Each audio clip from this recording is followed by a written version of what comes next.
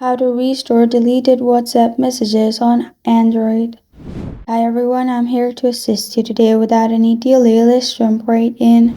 First, open Play Store, search WhatsApp.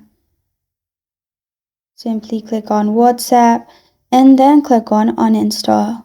Uninstall the app. After that, again click on Install. After it's installed, open the app.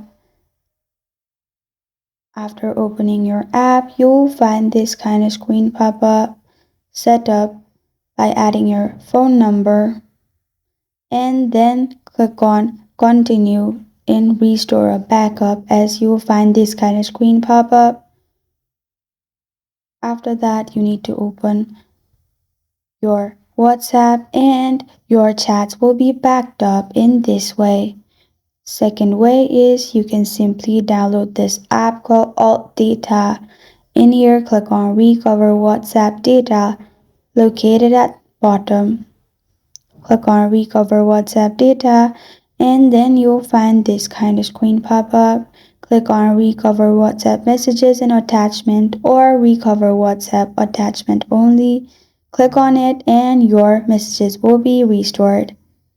This is how to restore deleted WhatsApp messages on Android.